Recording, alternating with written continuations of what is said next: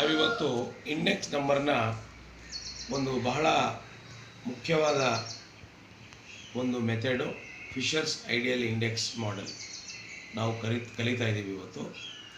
So ಇದನ್ನು index ನಂಬರ್ನ ಒಂದು ಬಹಳ ಮುಖ್ಯನೇ ಒಂದು ಮೆಥಡ್ ಅಂತ ಕರಿತೀವಿ. ಯಾಕಂದರೆ ಐಡಿಯಲ್ ಮೆಥಡ್ ಅಂತ ಕರಿತೀವಿ. ಯಾಕಂದರೆ ಈ ಮೆಥಡಲ್ಲಿ ಲ್ಯಾಸ್ಪರೇ ಕೊಟ್ಟಿರ್ತಕ್ಕಂಥ ಮೆಥಡು ಮತ್ತು ಪಾಸ್ಚೆ ಕೊಟ್ಟಿರ್ತಕ್ಕಂಥ ಮೆಥಡ್ ಎರಡನ್ನೂ ಕಂಬೈನ್ ಮಾಡಿ ಈ ಮೆಥಡ್ನ ಮಾಡಿದ್ದಾರೆ. ಆಮೇಲೆ ಇದರಲ್ಲಿ ಜಾಮೆಟ್ರಿಕ್ ಮೀನ್ನ ಕನ್ಸಿಡರ್ ಮಾಡ್ತಾರೆ. ಅದರ ಜೊತೆಗೆ ಇದರಲ್ಲಿ base year quantity, base year price, current year quantity, current year price ಗಣನೆಗೆ ತಗೋತಾರೆ. ಸೊ ಹಾಗಾಗಿ ಈ ಮೆಥಡು ಬಹಳನೇ ಮುಖ್ಯವಾದ ಮೆಥಡ್ ಅಂತ ನಾವು ಹೇಳ್ತೀವಿ. ಈ ಮೆಥಡಲ್ಲಿ ನಾವು ಕ್ಯಾಲ್ಕುಲೇಷನ್ ಮಾಡಬೇಕಂದ್ರೆ ಎಲ್ಲ ಮೆಥಡಲ್ಲೂ ಅಷ್ಟೇ ನಾವು ಕ್ಯಾಲ್ಕುಲೇಷನ್ ಮಾಡಬೇಕಂದ್ರೆ ನಮಗೆ ಫಾರ್ಮುಲಾ ಗೊತ್ತಿರಬೇಕು. ಇದರ formula we denote it by P01, Fisher's ideal index P01 ಅಂತ ಡಿನೋಟ್ ಮಾಡ್ತೀವಿ. ಇದರ ಫಾರ್ಮುಲಾ ಏನಂತ ಹೇಳಿದರೆ Fisher ideal index is equal to whole root of, ಇದು ಒಂದು ಸ್ವಲ್ಪ ಡಿಫಿಕಲ್ಟ್ ಆಗುತ್ತೆ ಜ್ಞಾಪಕ ಇಟ್ಕೊಳ್ಳೋದು, ಆದರೆ ಸ್ವಲ್ಪ ದೊಡ್ಡದಿರೋದ್ರಿಂದ. So whole root of sigma P1 Q0 divided by sigma P0 Q0 into sigma P1 Q1 divided by sigma P0 Q1 ಔಟ್ಸೈಡಲ್ಲಿ ಇಂಟು 100 ಹಾಕ್ಕೋಬೇಕು. ಇದನ್ನು ಸ್ವಲ್ಪ ಲೆಂದಿಯಾಗಿರೋ ಫಾರ್ಮುಲಾನ ನಾವು ಜ್ಞಾಪಕ ಇಟ್ಕೊಳ್ಳೋದು ಕಷ್ಟ ಆಗುತ್ತೆ. ಇದರಲ್ಲಿ ಏನು ಮಾಡಿದ್ದಾರೆ ಅಂದರೆ ಲ್ಯಾಸ್ಪರೇ ಅವ್ರು ಕೊಟ್ಟಿರ್ತಕ್ಕಂಥ ಒಂದು ಪಾರ್ಟು, ಪಾಸ್ಚೆ ಕೊಟ್ಟಿರ್ತಕ್ಕಂಥ ಇನ್ನೊಂದು ಪಾರ್ಟು, ಎರಡನ್ನೂ ಮರ್ಜ್ ಮಾಡಿಬಿಟ್ಟು ಈ ಫಿಶರ್ಸ್ ಐಡಿಯಲ್ ಇಂಡೆಕ್ಸ್ ಮಾಡಿದ್ದಾರೆ. ಅದಕ್ಕೋಸ್ಕರ ಇದನ್ನು whole root of L into P ಅಂತಲೂ ಕರಿತೀವಿ. L ಅಂದರೆ ಲ್ಯಾಸ್ಪರೇಸ್ ಮೆಥಡು, P ಅಂದರೆ ಪಾಸ್ಚೆಸ್ ಮೆಥಡ್ ಅಂತ ಹೇಳ್ತೀವಿ. ಇಂಡೆಕ್ಸ್ ನಂಬರ್ಸಲ್ಲಿ ಇದ್ರ ಜೊತೆಗೆ ಇನ್ನೊಂದು ಬರುತ್ತೆ, ಯಾವುದಪ್ಪ ಅಂತ ಹೇಳಿದ್ರೆ ಮಾರ್ಷಲ್ ಎಡ್ಜ್ವರ್ತ್ ಮೆಥಡ್ ಅಂತ. ಅದರಲ್ಲಿ ಏನು ಮಾಡ್ತಾರೆ ಅಂದರೆ ಅವರು ಕ್ವಾಂಟಿಟಿನ ಆ್ಯಾವ್ರೇಜ್ ಮಾಡಿಬಿಡ್ತಾರೆ. Quantity of base year, quantity of current year divided by 2 ಮಾಡ್ತಾರೆ. ಸೊ ಅದು ಕೂಡ ಪಾಪ್ಯುಲರ್ ಮೆಥಡೇ. ಆದರೆ ಬಹಳನೇ ಪಾಪ್ಯುಲರ್ ಮೆಥಡ್ ಅಂದರೆ ಇದು ಫಿಶರ್ಸ್ ಐಡಿಯಲ್ ಇಂಡೆಕ್ಸ್ ಆಗಿರುತ್ತೆ. ಇದರಲ್ಲಿ ನಿಮಗೆ basically price of base year, quantity of base year, price of current year, quantity of current year, ಈ ಥರ ಮಾಹಿತಿ ಕೊಟ್ಟಿರ್ತಾರೆ. ಕೆಲವೊಮ್ಮೆ ಏನು ಮಾಡ್ತಾರೆ price of base year, price of current year, expenditure of base year, expenditure of current year ಅಂತಲೂ ಕೊಡ್ಬೋದು. ಇಲ್ಲಿ ಎಕ್ಸ್ಪೆಂಡಿಚರ್ ಅಂತ ಹೇಳಿದ್ರೆ ನಾವು ಕನ್ಫ್ಯೂಷನ್ ಮಾಡ್ಕೋಬಾರ್ದು. ಇಟ್ ಮೀನ್ಸ್ ಕ್ವಾಂಟಿಟಿ ಕನ್ಸ್ಯೂಮ್ಡ್ ಅಂತ.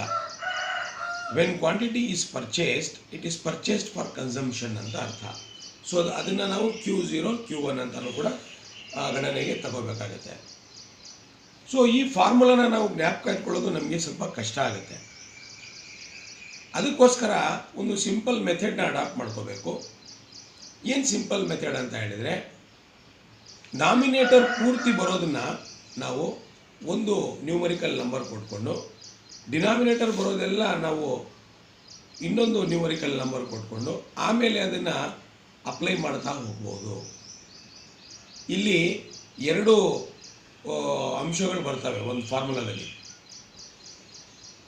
P1 Q0, P0 Q0.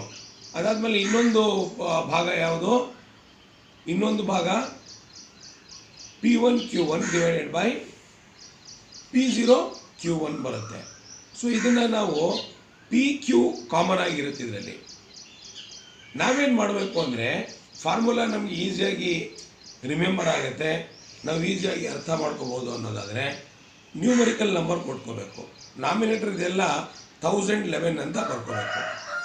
1011 ಅಂದರೆ 1011 1011 1011 ಡಿವೈಡೆಡ್ ಬೈ 1 ಅಂದರೆ ಇಲ್ಲಿ 0001.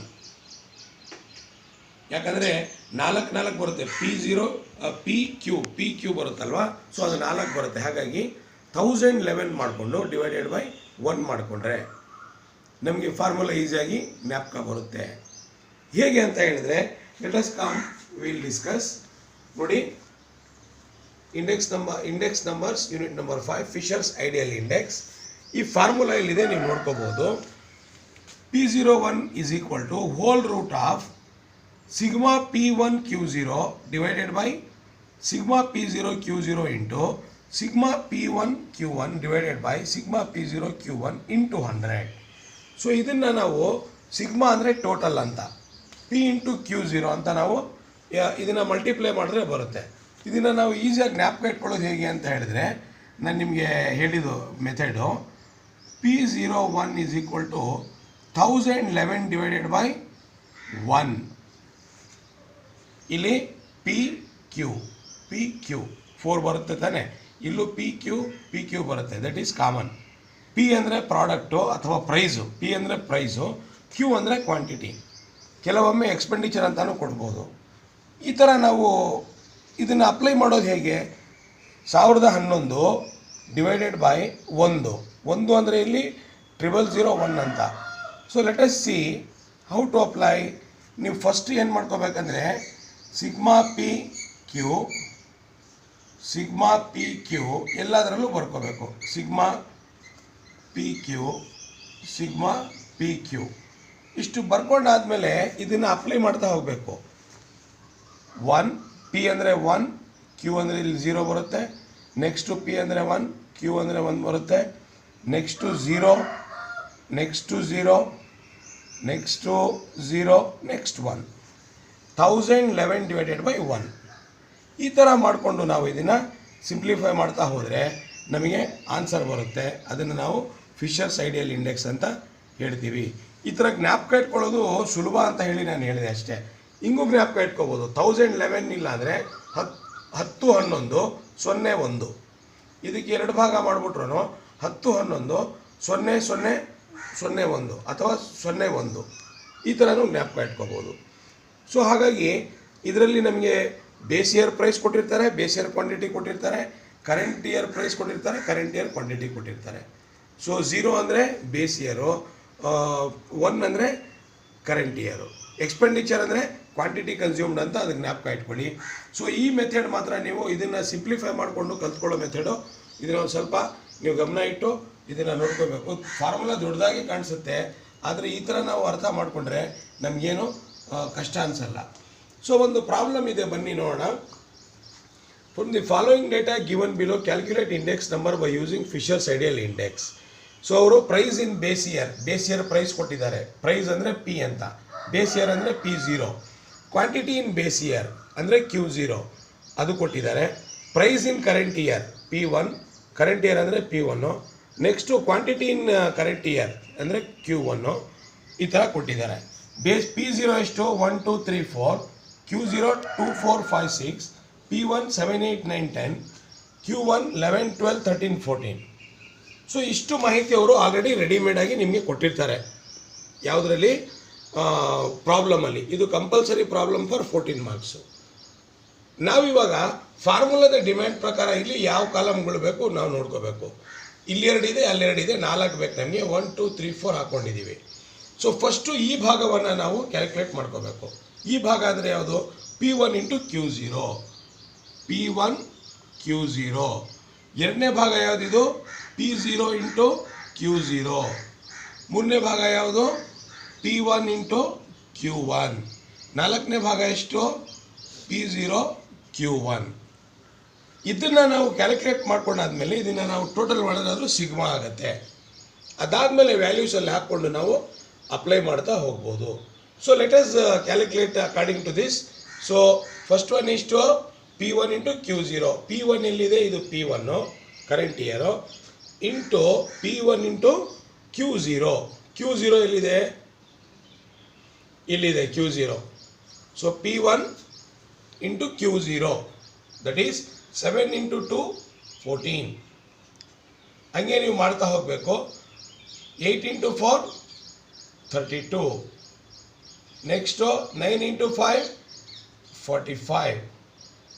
Next 10 into 6 60. ನೀವು ಇದೇ ಥರ ನೀವು ಮಾಡ್ತಾ ಹೋದರೆ ನಿಮಗೆ ಆನ್ಸರ್ ಸಿಗ್ತಾ ಹೋಗುತ್ತೆ, ನೀವು ನೋಡ್ತಾ ಹೋಗ್ಬೋದು. Next P0 into Q0. P0 ಎಲ್ಲಿದೆ? ಇಲ್ಲಿದೆ. Into Q0. 1 into 2 2, 2 into 4 8, 3 into 5 15, 4 into 6 24. ಇದು ಕೂಡ ಬಂತು ನಮಗೆ. ನೆಕ್ಸ್ಟ್ ಈಗ ನಮಗೆ ಯಾವ್ದು ಬೇಕು? P1 Q1 ಬೇಕು. P1 Q1 ಯಾವುದಿದು? P1 ಅಂದರೆ 7, Q1 ಅಂತ ಹೇಳಿದರೆ 11. 7 11s 77. Next P1 is 8, 8 4s 32. ಕರೆಕ್ಟಾ? ಕ್ರಾಸ್ ಚೆಕ್ ಮಾಡ್ಕೊಳ್ಳಿ. P1 ಎಷ್ಟಿದೆ ಇಲ್ಲಿ? 8 ಇದೆ. Q1 12 ಇದೆ. ಸೊ 96 ಆಗುತ್ತೆ. ಓಕೆನಾ? 8 12s 96. ನೆಕ್ಸ್ಟು 13 ಇಂಟು 9 ಎಷ್ಟಾಗುತ್ತೆ? 117. ನೆಕ್ಸ್ಟ್ ಬಂದು 140. P1 ಇಂಟು Q1 ಮುಗೀತು. ನೆಕ್ಸ್ಟು P0 ಇಂಟು Q1 ಬೇಕು ನಮಗೆ. P0 ಎಷ್ಟಿದೆ ನೋಡ್ಕೊಳ್ಳಿ first. Where is P0? 1 into Q1. Q1 is 7.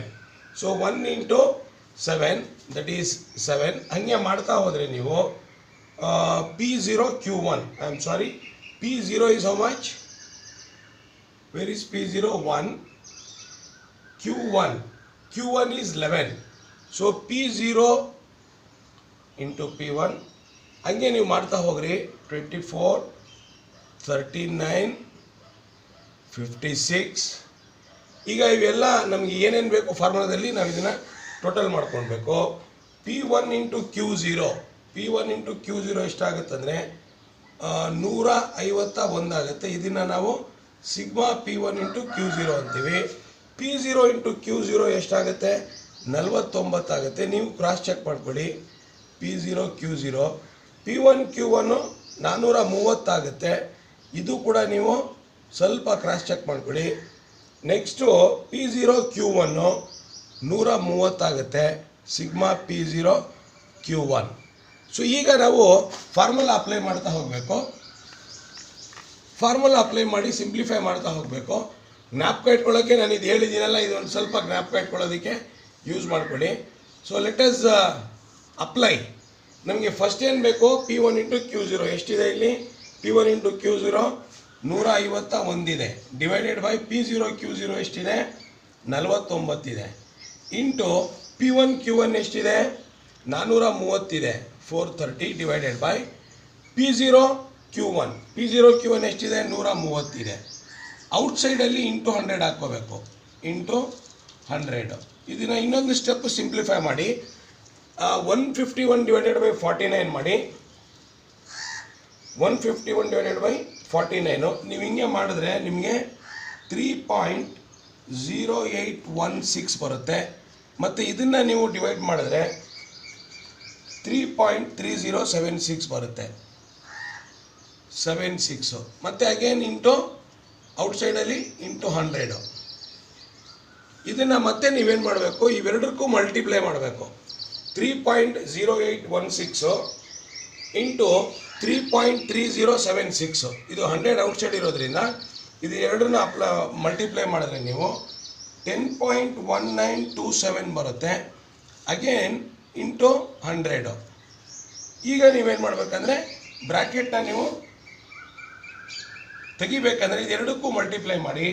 Multiply ಮಾಡಿದ್ರೆ you will get, just cross check this, 10 into 10.1927 into 100.